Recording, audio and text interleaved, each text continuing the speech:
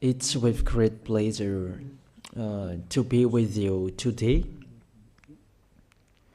We are in a teaching that always tells you and promotes Yahushua's goodness. What is the number of the teaching today? It's the teaching number 20.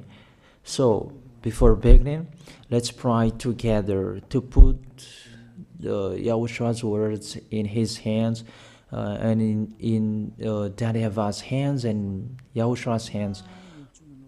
Otherwise, to call you, mainly to end your story human. I greet you again, the people at home. It's the ambassador of Yahushua, Ziadia Elia, who is with you today, that brings the teaching of Yahushua, the teaching that brings the eternal life and great peace with that God of Abraham. Is the teaching number 20, our teaching. Now we're going to proceed the core of the teaching.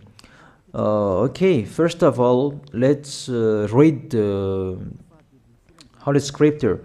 1 Corinthians chapter 15, verse 3.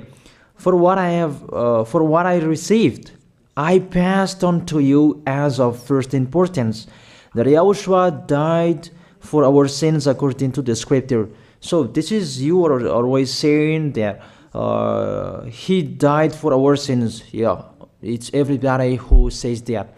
That after the situation, what did he say? If he was dead on the cross for our sins, does it mean that we can keep on sinning? Does it mean that we can commit sins? Because everyone says, all humans say that the meaning of his death on the cross, we can sin. You just repent. You can commit sins, but you just ask for forgiveness after that situation.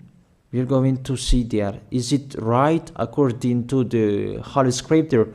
Because the church leaders who taught it that Jesus and Jesus, Yahweh and Allah, they taught you that you can sin, you just need to repent.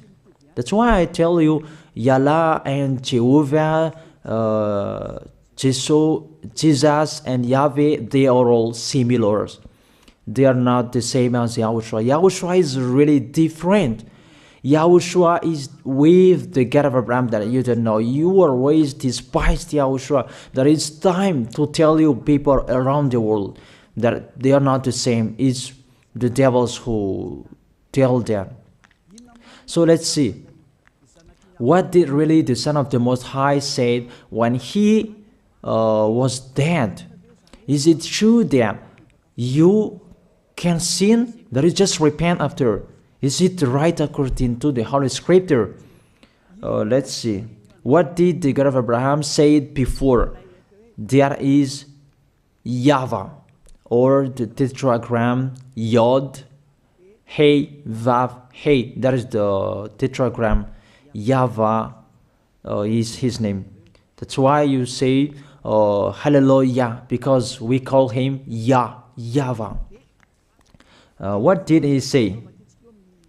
Let's read it in Isaiah. Where is it? Isaiah chapter 59, verse 1 and 2. We start from this prophet's word, because it's always the prophet's word who were before. Surely the arm of YAHVAH is not too short to save, nor his ear too dull to hear. But your iniquities have separated you from your God. Your sins have hidden his face from you, so that he will never hear you.